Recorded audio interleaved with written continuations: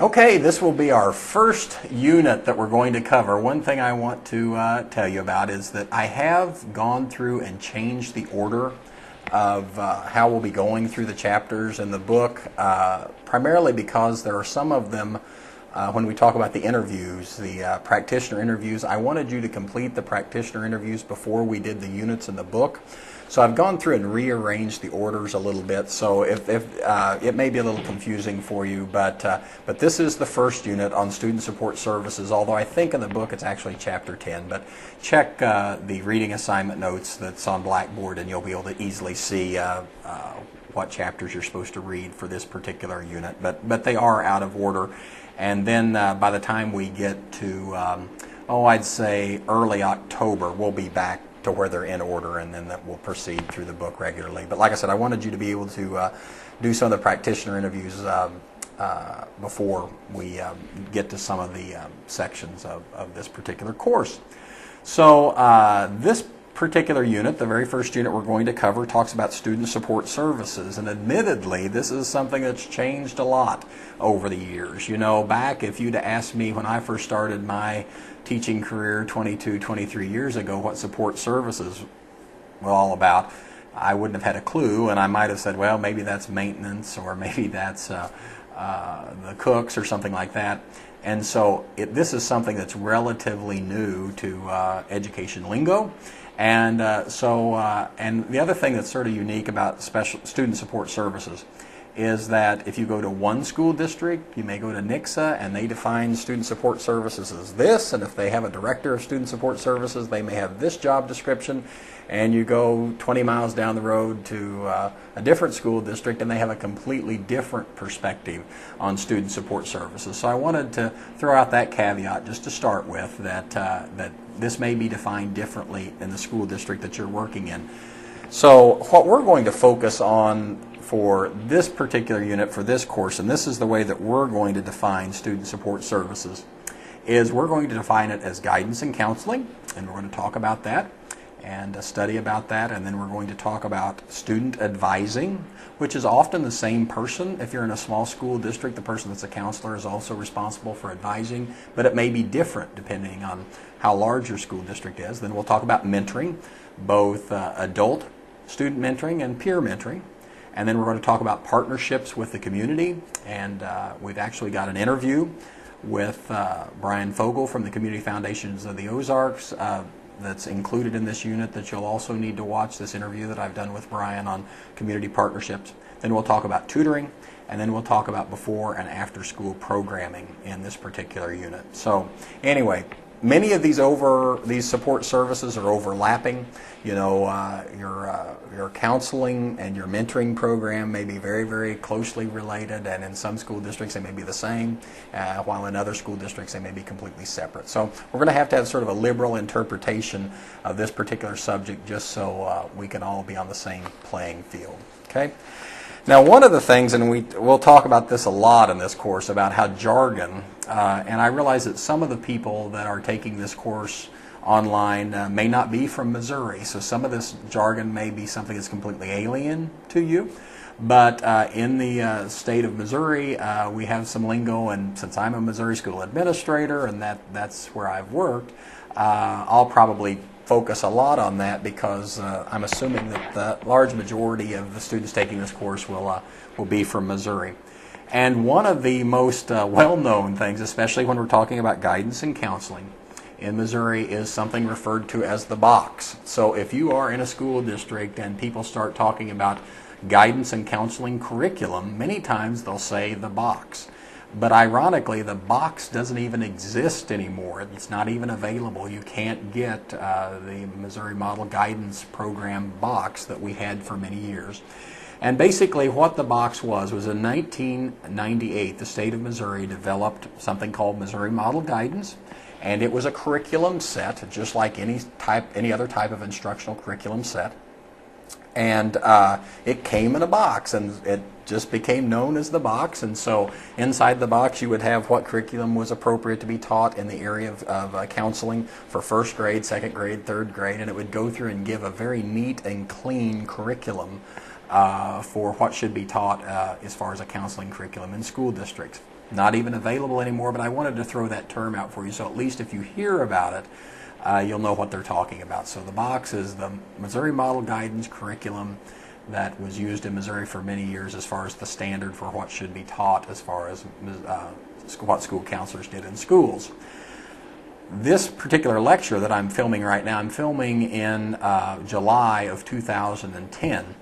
And just right now, just as we speak, here within the next few weeks, the newly revised curriculum model for the state of Missouri for guidance and counseling is supposed to be published any time now. And so by the time you watch this video, it will probably be available, and it's available free for download, and we'll talk about that in resources. But right now is a good time to be talking about this subject because the latest and the greatest as far as the revised curriculum, guidance and counseling curriculum is now available in the state of Missouri. And the new model guidance that's going to be issued in the state of Missouri will look very much like any other curriculum that you see in education. So there will be a, just like grade level equivalencies, there will be these goals set for first grade, these goals set for second grade, these goals set for third grade with sample lessons about what should be taught and even when it should be taught. So like I said, it's something that's a portfolio that a school counselor can go in and say, this is what I need to teach in first grade. And then when they go out and do lessons inside of classrooms, we're having some type of common curriculum in the state of Missouri. So if a student in Nixa, what they're being taught by the counselor in second grade is the same as a student in Stratford being taught in second grade. And so that's just now being released. And on the website, and also if you download the notes with the link to where you go to watch this video, there will also be a link down there where you can download the notes. And if you want to take notes on the PowerPoint, that would be a great idea to download that. And on that particular download, you will see that website, the resource, the Missouri Center for Career Education, which is the organization that is basically the best resource for guidance and counseling curriculum. And you're going to see a link on there that you'll need to visit at some time. In fact, one of the assignments for this particular unit will require you to go to that particular site and look at some curriculum and guidance and counseling. One thing that I would say in general, in the 20 years that I've been involved in school administration, that's been a change is that 20 years ago we probably had what I would call traditional counseling. If a student needed someone to speak with, they were having problems at home or maybe having problems in a classroom, they went to the counselor. The counselor was also very tied to scheduling and things like that. But over the time, now we're seeing counselors becoming much more involved in career planning and early planning for kids on if they want to go into careers in medicine or health occupations, then planning those courses out very, very early in their academic career, even back at the junior high age, to go through to make sure that they have the appropriate course sequence to be able to do that. So that's some of the changes that you're seeing in guidance and counseling. Probably less time spent on traditional direct counseling with students that are having problems, and probably being much more proactive on trying to provide curriculum that would allow kids to deal with issues that they deal with, and also for career planning. So that's primarily what you see as far as a change in curriculum from model guidance. And we'll do some study on that as this course goes along. As a school administrator, you have to make some serious decisions about what is your picture of a school counselor, because it has changed so much. And what you may have seen as a role of a school counselor when you were a student may be completely different now. And so it's something that not only a school administrator, but a collaborative culture, a school is going to go together and say, this is what our expectations are for our counselors. And so I hope you won't fall into the trap to say that because your counselor has been in the business for 25 years, that they're going to do the same thing this year that they did 25 years ago. That it is one of those positions that has moved and evolved over the years, and it's something that you're going to have to address probably as a school about what is the appropriate role of a school counselor. And it's something that, by the way, under one of the assignments in this unit that I'm going to ask you to detail. But the recommended, if you go through and look at researchers, the recommendation for school counselors is that 80% of their times be spent with direct student services. And I would whenever you do your practitioner interviews, if you happen to select a school counselor as one of the people that you interview, I would hope that you would ask them very candidly how much of their time do they spend directly consulting with students. And I think it's probably much less than the 80% that's recommended. And to be honest with you, the reason that is probably the case is people like us and school administrators that many times counselors are those catch-all positions, and so when something else comes up, we've got a survey that has to be administered, we'll send that to the counselor, she'll administer that. If we have a new test that needs to be administered, send that to the counselor. If somebody's coming in and wants to visit the school and visit the school, or well, we often will channel them to the counselor, and the counselor will go through and make arrangements with the teachers to have a speaker in class. But like I said, many of those times that counselor not only is working with direct student interaction, which is what we want them to do 80% of the time. We've just piled on so much as far as extra duties and responsibilities that it makes it hard for school counselors to get that 80% time. So as administrators, we have to be very, very active in defending that time, because I personally believe that direct interaction between a well-trained adult counselor and a student is very, very valuable. And if it comes to distributing a survey, I can get somebody in the district that has less skills and has less training, to be honest with you, and we can have them distribute that survey while the counselor can concentrate on something that they've been trained to do, which is direct interaction with students. So you need to ask yourself very seriously, what is your vision of what a school counselor should be doing now in the 21st century? Okay. The next area that I just wanted to give just a basic overview about are mentoring programs, and that's covered in this particular unit of the book, is mentoring programs. So there's primarily two different types of mentoring programs, and many schools have these mentoring programs. One is, of course, the adult volunteer student mentoring concept. It's a great concept, the idea that there are people in the community that can come in and mentor students, and it takes many different it can look many different ways. In the elementary grades, many times that mentor is maybe, in our particular school district, in the Dallas County School District in Buffalo, we have grandparents mentor students in reading in elementary school. So we have a number of retired individuals that are very dedicated and come up to the school and read with a reading buddy. And so that's the way it will take. We have others that are, let's say, career mentors. It might be somebody that we have a student that we know wants to become an optometrist, and so they will work with a local optometrist in the school district, and that optometrist will serve as a mentor to them, advising them on what courses they need to take and what universities offer optometry programs or whatever. So it can be a career-oriented, but those adult student mentoring programs can come from a wide variety of aspects. Okay, and your school district, I'm sure, has some type of mentoring program.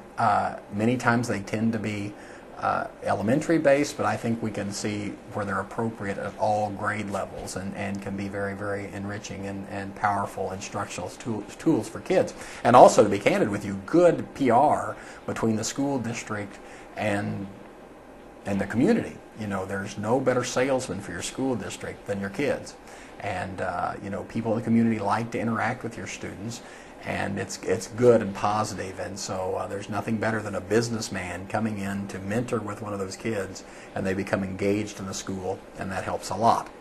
But with everything that involves adults from the community coming into your school, I would just warn you that you have to be very, very careful. You have to be very thoughtful. You have to plan this out in advance. It's not something where we just run and add the newspaper and say we want all these people to show up, because unfortunately in our society there are people that might take advantage of having access to kids, and so we have to be very, very thoughtful and very, very careful.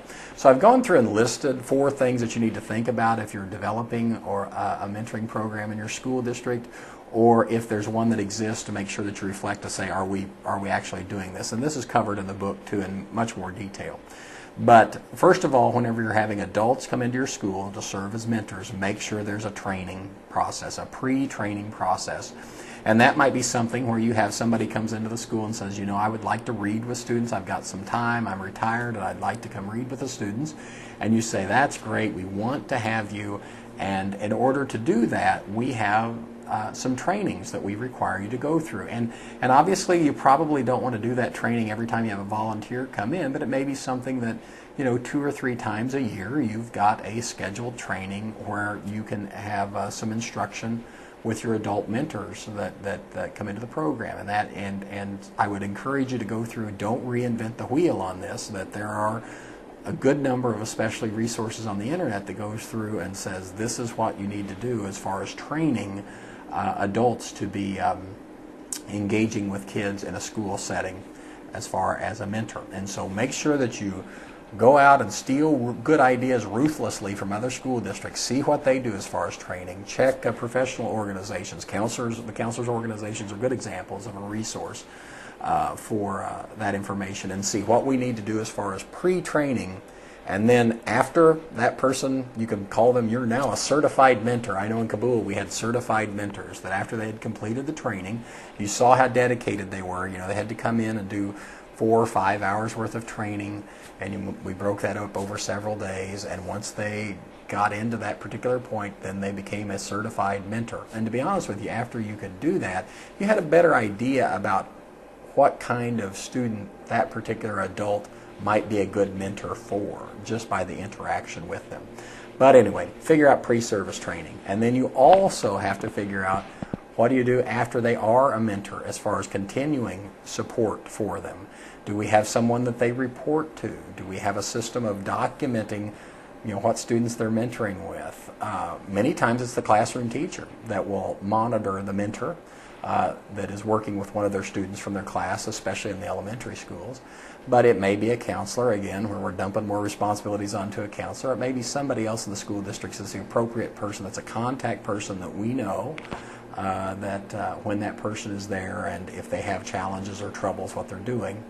And it's also good to have somebody meet with them regularly no matter what. Even if the mentor doesn't really necessarily want to meet with somebody that's coordinating the program, but to see what they are talking to the kids about. So, you know, a mentor may not see something as a problem, and after we go through and review it, it is a problem, because they may be, you know, they may say a student has come to tell me that, you know, their parents are getting divorced, and whenever they did that, I told them, well, you know, the mentor may have given some advice that is not appropriate, and you need to hear about that as soon as possible, rather than an irate parent calling you back and saying, what's this mentor doing, telling my child this, because ultimately you are responsible for that. And of course that brings us to another point, is to make sure that students that are involved in mentoring programs, make sure that you keep that open and up front with the parents, and if the parents don't want to do that, then obviously we need to respect their wishes and work with them. Okay, so the second part on dealing with adult volunteers and student mentoring programs are the screening. How are we going to do that? Almost all school districts have policies that are within your school district on how you handle volunteers. And so I would encourage you to go through and look at your school district policy on volunteers, and typically it will, trust me, it will involve a criminal background check of some sort. And there are a number of ways they can do that. There's a lower cost criminal background check that typically costs under $20. Some school districts just require that. Other school districts will require a higher level of a criminal background check. So check with your school policies and make sure that you're following the appropriate screening for people. You know, I think every once in a while in my school district that does become a problem, because you'll have somebody that's coming there of goodwill. I'm sure that they're of goodwill, and they're coming in and they may be retired or something. They say, I want to mentor a child or read with a child, be a reading buddy. And I am 99.99% sure that person is a wonderful person, has nothing that we need to worry about as far as interaction of the kids. And so when I tell them they have to have a criminal background check, some of them say, well, then it's just not important to me. And I don't think at all it's because they actually have a criminal background. I think it's just because they say, well, you know, you don't want me, you're making me jump through these hoops and things like that. And I just try to always share with them to say that our #1 priority in this school district is to protect our children. And I'm sure that there's nothing in your record would keep you from working with our students, but we have got to be sure, we've got to check everybody that works and interacts with our kids. And the huge majority will understand that, and in fact will appreciate how thoughtfully you've handled the situation. The next thing, and I just mentioned this earlier, is oversight. How are we going to organize this? Are we documenting who's coming in, when they're leaving, who they're meeting with? You don't want a mentor that says, okay, you've gone through and talked to the parents, and you say, I want the mentor, and the parents say, that's fine for the mentor to talk to Susie. And then that mentor goes in the classroom, is working with Susie, and while they're there, they see Jill, and they see Freddie, and they see everybody else, and the next thing you know, you've got mentor creep that hasn't gone through an oversight process, and we need to be very careful about that. And of course, that's something that's probably going to be part of the training that you have, making it clear to the mentor what they can and cannot do. And so we need to make sure that there's a system of oversight so that we can provide intervention if something comes up. And so, and then I guess the last warning that I would give you as far as adults, student mentoring, and this is just from personal experience, is that volunteers are volunteers, and we want them, and we encourage them, and we want that interaction with adults and kids, and we want that support of our school district. But they're many times volunteers, so we have to be careful about that, because you'll have some that are very diligent. You say, we want you there from 9 o'clock until 10 o'clock to read with their child, and they'll be there every time, right on time, and do a great job. And then you'll have other people that will, well, for whatever reason in their life, you've said 9 to 10, and then they show up at 10:30, and by that time the class has moved on to another topic, and so it's not a good time for the child to mentor. And so that's sometimes a tricky situation, because you go to that person and say, our mentor time is from 9 to 10, and we can't do it at 10:30, and although we appreciate your help, we can't do it. And sometimes that gets a little sticky. And so, again, I guess just as far as the screening, the process, and the pre-training, just remember that people are volunteering their time, and so sometimes you have to use finesse to make sure that they understand that we appreciate your time and we know you're volunteering, but we still have to follow certain rules so that we can continue to operate as a school. Okay? Then the other type of mentoring program, of course, the peer mentoring. Fantastic idea as far as peer mentoring, and I know that many school districts have very, very powerful peer mentoring programs where you've got students mentoring students.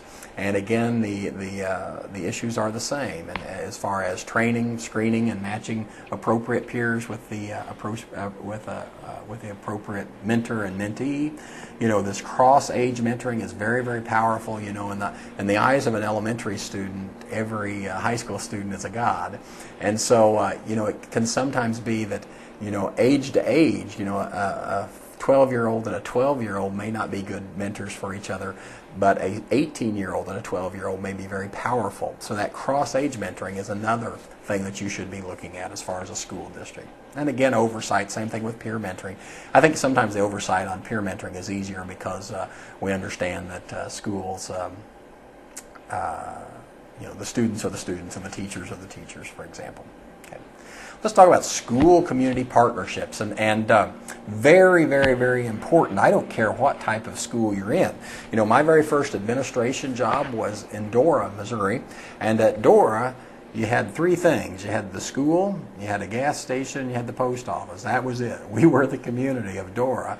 And so you sit there and think, well, how can I have a school community partnership when all I've got is a gas station, a post office, and the school? Well, you can. I mean, this can be bringing in faith-based organizations and business people of goodwill. And I would say, even parent organizations and just parents, you're going to have a support network in your community. And not only building on that support network you have, but then reaching out to organizations that traditionally may not have been supporters of the school, or may not at least have been actively supporting the school as far as helping you. That's very, very important. And in one of the video, in this particular unit, you're going to be able to watch an interview that I've done with Brian Fogel from the Community Foundation of the Ozarks. And Brian will do a better job of explaining to you that importance of community and school district collaboration, and so I won't go into much detail on that because the Brian Fogel video will do a much, much better job. But there's huge benefits and challenges with that relationship between community and school, and so like I said, Brian will do a good job of talking about where to start and how that can be blossom into a great thing for a school district. But just always remember that most schools will have businesses that support them, even and business organizations like chambers of commerce and JCs and things like that that might be good places to go to. You're going to have civic organizations and service organizations like the Lions Club and the Kiwanis Club and the Rotary Club and the Optimist Club and you know, business professional women's or you know, there's going to be a wide variety of organizations to make sure that you know who the president is or who the secretary would be of those organizations and keep in contact with them. And I would encourage you even maybe once or twice a year to set up sort of a focus group roundtable with those. Even if they're not bringing something to the table that they can help you with directly, you want to make sure that you're in contact with them so that, and typically that's not a problem because most, I think, civic organizations and see the school district as a shining star of their community, and they want to help as long as they know who they need to contact at the school to work out the details of helping. So, great. And another thing and I think especially at the high school level we do this quite a bit, is establishing things like internships and field-based learning and site-based learning, you know, where we're sending our students out into the community to learn about skills or trades. Great. It's good PR. It's a good learning opportunity for kids. Fantastic opportunity to go through and do that. And then, it sounds terrible, but just the financial aspect. Many times in school business we won't have them funding to do really cool programs. We've got this new reading tutoring program we want to do, or we've got this really new stream team thing that we think would be a good science project for kids, but we need some money. We need, and you know, the school doesn't have any money to supply on this, and you'd be surprised that you go through and say we want to develop a stream team, and then somebody says, well, I can come up with a couple $100 to help you get what you need as far as nets and equipment to do that, and they'll take it on as one of their points of pride. And we've had a number of schools that, you know, auto dealers or something like that will say, I'll sponsor your stream team as long as your kids, when they're working on the stream team, they'll wear my T-shirt that says whatever my organization is or my business, and so you know, usually those especially the small projects can be something for a couple $100 that the business can get good PR as far as working with the school. So you got to establish those relationships for a financial advantage. And again, Brian Fogel from the Community Foundation in his interview will talk about those advantages as far as a win-win. And then of course, you know, school community relationship, just good PR. You know, if you're in a school district that has a poisonous relationship between the community and the school, I would argue that neither will thrive. And so it's just good PR to establish those tight school community relationships. And so it's something that all school administrators have to think about. Okay, before and after school programs. Something that I'm passionate about, and this is one of the areas of expertise in every school district that I've been to. When I got there, we had no after-school programs, and by the time I left, we had thriving after-school programs, and primarily we funded those through grant funds, and a different unit in this particular course, I'll talk about writing grants and seeking grants and things like that. But I did want to, you know, before and after-school programs, you know, do serve a very, very important purpose, and they may sound overly simplistic, but they're still important. One is to promote academic learning. You know, if you've got enrichment activities after school or activities that are really engaging to kids in math and science or physical education or whatever, and they're doing those after school, it will enrich the student's performance in the regular school day. The research is very, very clear that engaged kids after school do better in school. And so promoting academic learning is the bedrock of after-school and before-school programs. But of course, you got other important things. Second, supporting working families. You know that, let's face it, in many of our communities, families either do not have access to child care or they cannot afford child care. And so we have latchkey children. And so before and after-school programs that are funneled either through the school district or maybe with a partnering agency at a school site are very, very important to working families, making sure that there's a program for kids to be engaged in until, you know, parents get off work. And then, of course, finally, just for a safe place for kids to be after school. Now, many of our school districts think, well, you know, how much trouble can a kid get into in Kabul, where I used to be the building principal in Kabul? Well, you know, there may not be something that we could call trouble, but we may not want our 7- and 8-year-old to be home alone for 3 hours a day. You know, there's things that happened in the 21st century that we never thought of as far as, you know, it may not be physical vulnerability of our children. It may be access to the internet that we don't want them to have, or things on the television that we don't want them to have access to. So having a safe place for kids after school until parents can come home from work and be supervised is an extremely important goal of before and after schools. And I'm passionate about this, and I lecture about it quite a bit, is that you cannot think that before and after school is a luxury that is reserved for wealthy school districts, because I think every child is entitled to an engaging, academically enriched, and safe place after school. And just because you come from a wealthy school district that can afford to fund it doesn't mean that school districts that have less revenue can say it's not important, it's we just can't afford it, consider it fluff. And of course, school districts I've been in, we've been able to do that through grant writing, and that's a different section. But I think it's extremely important for us to consider. And many times, I list one grant, and I'll talk about it more when we have the grant unit section.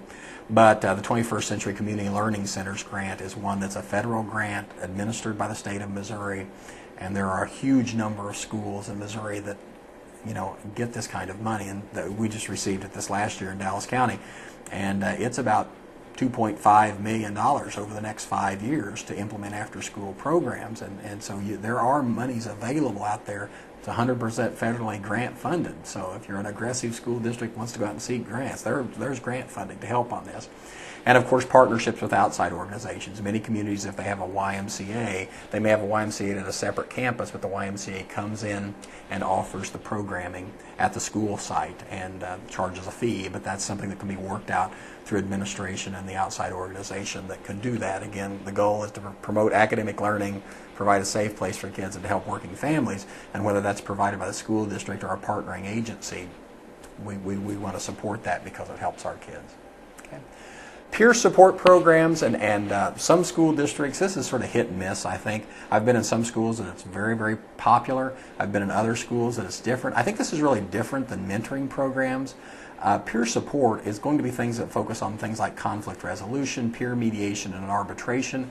It usually involves extensive training on behalf of the kids, where a student, have a student court basically, and the students get to make decisions as far as if there's conflict between two people, that maybe a person that can help work that out, maybe a peer of their own age that has been appropriately trained. And so that's one of the opportunities and one of the assignments that I give for this particular unit, that if you have any of these types of programs, you can go through and detail that and share it with everybody in the course so that we can sort of comment on it and ask questions about anything that you would do as far as conflict resolution, peer mediation, those type of things. Another thing as far as peer support, and it really is probably outside the scope of this course, but the whole scope of social marketing, the idea that we set an image in our school community about who we are. And if there is an image set in your school community that we are a school where teenagers enjoy going to the riverbed and getting drunk every weekend, that spreads throughout the entire school district with the kids. And so if we are going to change that social marketing through our actions to say we are a school district that does not encourage kids to drink, or we are aggressive in giving kids alternatives to drinking for having fun on the weekend, then that changes the whole perspective of the school district. So social marketing is important, the idea that we can use our students to mold the image that we have for all students, and that will, and as a result, result in a behavior that I think those of us that are administrators would feel better about. And another one that I think this is something that's really sort of new in the literature, these friend support organizations. And I think some of us have done this sort of like a student welcome wagon when we have a new student in the district and you have somebody moves to your district, and we set them up with a buddy, and so they can sort of show them the ropes and things like that. And many schools have had that for years. But I think you see this even more now, that if you have students that are socially withdrawn or whatever, that schools are being proactive and trying to encourage them to get involved. And sometimes that may be through clubs and organizations after school that may be unique.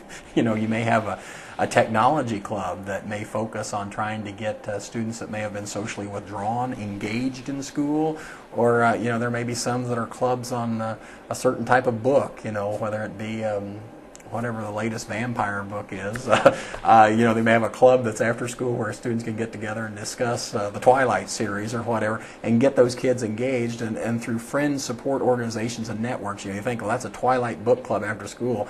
What's that serve any purpose? Well, it may not only be the reading aspect and the kids discussing that book, but the social interaction that some of those students may have been socially withdrawn, but they're so attracted to that literature that they work on it more. So anyway. And then finally, I want to talk about administrative considerations on any of these support programs. Is that you've got to ask yourself, and these are some questions: how do we organize this? How do we organize the mentor program? How do we organize the after-school program? Things like that. It's something that you got to figure out a chain of command and figure out how this thing will be organized and who will be held responsible for what. So I would encourage you to always, again, I mentioned already once in this particular discussion, don't be a hero and try to reinvent the wheel every time. Seek out best practices from other schools and organizations. Find out who has a good reputation for having an excellent after-school program and try to get as much as you can from them and then modify their plan to fit your school best. But that would seek out best practices. Second, seek out engaged leaders. You don't want to say, okay, you're the new teacher, now you're in charge of the after-school program, and that person not necessarily have an engagement in it. I've seen many programs that might thrive in a school district, and that teacher that was the leader of that particular organization has left and gone somewhere else, so we assign somebody else to that position, another teacher to that position, and it dies on the vine, and it's because they lacked an engaged leader.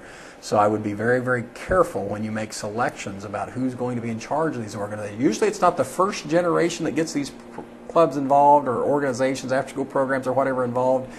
It's not the first generation that you have problems with. It's that after that program has been built up to be successful, it's that second generation and who we've asked to come on and take over. So you have to be very careful about that.